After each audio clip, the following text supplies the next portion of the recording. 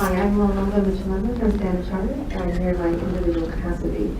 So my question for you, I'm originally from Zambia, and one of my fascinations with Egypt is its uniqueness in that it's an Arab state that's also proudly African and courts companies from Russia, US, China with ease. What I'm struggling with, and I'm glad you mentioned that you're an economist, is when you think back to Ricardo's theory of comparative advantage, right? You mentioned a lot of things that are happening in Egypt and a lot of incentives. But what I'd really like to know is what will Egypt's economic growth be anchored to? So when you think about Dubai, their strategy was we will be the financial center of the Middle East and we will connect the rest of the world through Emirates. But what is it about Egypt that going forward will be the anchor? Will it be the Suez Canal? I'm just trying to figure out what to pinpoint the economic growth on. Thank you. Well, basically, when I was studying economics, we had four main anchors for our economy. It was tourism, Suez Canal, remittances, and oil. And now we have a completely new vision because obviously tourism is very much affected by one gunshot, even if it was in the air. So we have decided we're not going to rely on tourism. Suez Canal, yes, Suez Canal, and it is part of the whole bigger picture of developing Egypt economically, having the Suez Canal economic zone, digging the two-lane street in the Suez Canal. So it is going to be one of our anchors, but the main anchor would be production. Production, production, production, because this is the thing that lasts, agriculture and industries. And this is what we're working on very hard. We have laid the ground, infrastructure, roads, communication centers, etc. And this is what we're focusing on. Financial center, I think that we have to sort of achieve what we're doing right now and maybe move forward to having some sort of like a financial free zone or whatever. But in order to reach there, I think now we are in a critical position, you know. I mean, all these economic reforms were not easily done. And I want to be very clear on that. Were not easily done. And all the sectors of the Egyptian society did bear the consequences, but they are willing to bear the consequences. So we just have to take it step by step, and we have to lay the ground for real growth, growth based on production. You're an economist probably, and you know it's production more than anything else. So yeah, thank you.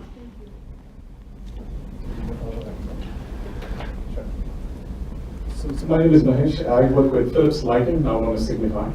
So Egypt is an important market for us because our Africa headquarters is also based there. So we believe in Egypt. But we have a couple of concerns on Egypt. You talked a lot about investment, and I believe it's a strong future. But we have a lot of flip-flops on policy. So one day there is import duty of 60% on some of our products. We all prepare for it. Next after 2 months, it suddenly disappears. So that's one concern I have as to how can we work through you to understand what is really the policy for Egypt on production, because duties becomes a critical here. If you have duties and then you lift them, it's a problem. Second concern I have is on grid. When you talked a lot about helping in terms of payments and so on and so forth, but sometimes some of our clients, and that can be the Ministry of Health or even the Army, it takes a long time for us to get some of our money back. I mean, we don't have a doubt that it will come back, but it does take time. So here are my two questions. How can you help address those? Well, that's very easy. I'll just talk to them. No, about the taxes and the customs, etc., etc. I don't know when was the last time or how frequent does this happen, or has it happened recently, or was it done in light of, you know, within the framework of the regulatory reforms, etc., etc., etc. But I do know for a fact that Philips Lighting is doing very, very well in Egypt, and that all the people I know, they buy Philips, and we always we always go focused on buying Philips lamps. But as I said, regarding this customs duty thing, we are in a stage where the chips sort of are falling into place, or we are trying to have the chips to fall into the right place. And this is a period where you can see some change in policies, etc., that would settle down the road for sure after the full implementation of the reform program. Any other questions that is joined? Sure. Can I ask, is the special economic zone, special economic zone at Port Said all stretched all the way down into the Suez and into... Yeah, to Sokhna, all the way down to Sokhna. Yeah.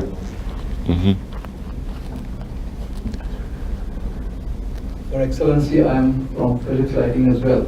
So to add to my colleague's questions, maybe when you talk to the concerned officials in the government, a request to you would be to emphasize on the need for ease of doing business, especially for multinationals like us. So we are confronted with situations where policy announcements happen with immediate effect. So today an announcement comes, from tomorrow the duty goes up to 60%. So we are stuck with all our incoming shipments here. We can't do anything about it. Then another policy decision comes, from tomorrow you will not be allowed to import beyond this value. So then we have to go and meet the governor of the Reserve Bank and plead that we are actually contributing towards energy savings of Egypt to our energy saving solution. And then we see intervention from the governor and the government and things then change. So every time it's a case where something happens, we are stuck. We have to go and meet the government, make our representations, and then of course things happen. So one of the requests to you would be, how can you help in ease of doing business for multinational workers? Okay, again, I mean, this brings me back to what I mentioned earlier. I believe that what you're talking about is something very recent that happened, maybe within the past month or the past year. And here I am going to tell you, we are in the process of revisiting the whole tax system and the whole customs system and how to have things done in a way that would benefit the government and benefit also the investors. And this is a period where you're going to have fluctuation in policies and customs duties and et cetera, until the things settle down and become sort of permanent. So unfortunately, you are now in this period where all of a sudden you wake up in the morning, you have the customs duty here, you cannot import more than this, et cetera, and then you make your argument to go. You can go to GAFI, you can go to Investment Service Center and talk to them. They are there to help, but you make a case, you say that you help, for example, participate in the efficiency of use of electricity in Egypt, et cetera. They can revisit the issue. So we are in a period where we are revisiting our laws, our policies, et cetera. So this would affect definitely investors, like Philips in Egypt. But I would be confident to say that it would not negatively affect Philips or investors in a way that would push them out of Egypt. On the contrary, we have now Tolaram that's going to Egypt, and they're going to build a factory to produce noodles. They have started producing Kellogg's noodles for the first time in the history of Kellogg's. It was produced in an Egyptian factory, in a production line. I'm sure you're aware of it. And now they are looking into buying an industrial land and having their own factory to produce noodles and all their products of spaghettis. So thank you for this question, because this is important to highlight that we are still in the period of, implementing those reforms, and definitely we're going to have hiccups, and definitely we're going to have to revisit some issues, like the product of Philips, for example, saves energy, so maybe we should give it a special attention or a special incentive, etc. But I advise you to go to GAFI, the General Authority for Investment. Thank you. It is correct. Terrific mentors. Just a question, since you mentioned two revolutions, I wanted to ask you, what's your forecast or guess about what would trigger perhaps a third? What are the underlying conditions, if any? Well, in my presentation today, I tried to sort of inject in many parts of it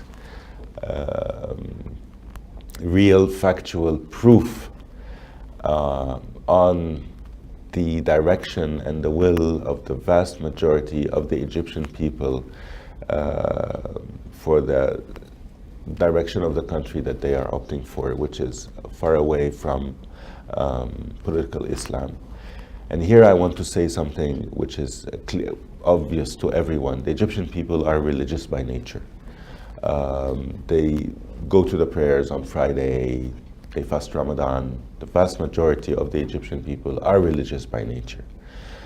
But the governing of the country, they have always separated, they like to always look at Islamic laws, Sharia laws. We have some of the Sharia laws in our laws, but for example, our civil laws, they are completely different. I mean, the woman has the right to go and ask for a divorce and the court can give her a divorce. So there is always a differentiation between having or them wanting to inject Islam in politics or only Islam for themselves. And it has always been for themselves. And this is a very important issue. So I would say that from what I have seen, and not only me, and I have friends who voted for former President Morsi, who was a Muslim Brotherhood. I have friends of mine who are graduates of the American University in Cairo, who are very well educated, probably abroad. But the thing is, if you break down the votes, okay, Primo, he won by a 1.2 margin. This is the first thing. Secondly, if you break down the votes, you had a third of the vote, hardcore Muslim Brotherhood and supporters. The estimates are 4 to 4.5 million out of 100 million, by the way. And you had people who voted for former President Morsi who basically thought that why not give them a chance? And among them were friends of mine. Why not give them a chance? I mean, they have been underground for many, many years. Why don't we give political Islam a chance and see how they will govern and rule the country? And the third part thought that I would vote for the devil, but not his opponent, who was part of the former Mubarak regime. So it made no sense, people went to revolution, people got killed, and then we go to vote for someone who is part of the Mubarak regime. No, I would vote for the devil. So basically, this is how he got the majority of the votes by a very, very small margin. So if you understand this breakdown, you would understand the dynamics and the real will of the vast majority of the Egyptian people. And obviously, after 1 year of rule, when we felt that our identity is being stolen, when we saw our taxi drivers standing 3 hours to pump gas because the Muslim Brotherhood used to give the gas to Hamas in Gaza in the name of brotherhood and unity and the Ummah and the Islamic Ummah, which is okay. I mean, we have always been Egyptian, we have always had our country and had our resources for us. But we standing in line for 3 hours to pump gas in our taxis, no. So it was a frustration on all the sects of the Egyptian society. And everyone went. In the 2013 revolution, you had women wearing, I don't know how many thousands of US dollar diamond rings, walking next to the doorman. It was remarkable.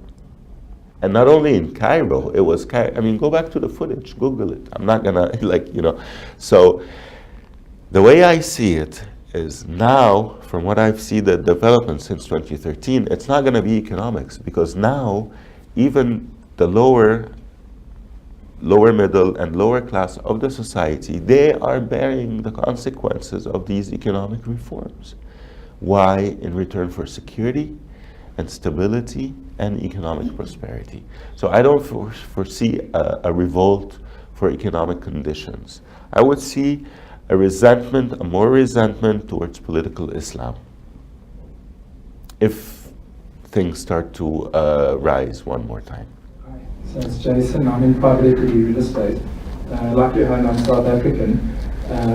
So our question revolves around real estate and property land ownership. In South Africa, we have, potential issues with redistribution of land. And is there such issues or risks in Egypt with regards to redistribution of land? So part one of the question, and second part, what are the stamp duties and taxes with ownership of land? Redistribution in what sense? You're talking about industrial land or private, like housing, or all? Agricultural. I mean, we have, as I said, we have the 1.5 million acres to reclaim one desert land. And there is a master plan of industrial land within the regional road. Like if you move up beyond the administrative capital, if you're going towards Suez and going to Sokhna, there is an industrial cluster there for industrial land and also agricultural land. So there is a vision, a master plan for industrial land and agricultural land and housing, especially around the Cairo area. The second part, you're talking about taxes? Stamp duties and taxes for a foreign buyer or even locals. Are there stamp duties when you buy property or land? There is, but it's not very high. Yeah, there is, but it's not very high. Actually, the real estate market is very vibrant in Egypt, and people are, owning now houses and townhouses and gated compounds with gym and pool and all what have you. So it's really developing very fast, especially on the outskirts of Cairo and in the new cities like the 6th of October city and what we call New Cairo, Fifth Settlement, First Settlement, going towards Sokhna area.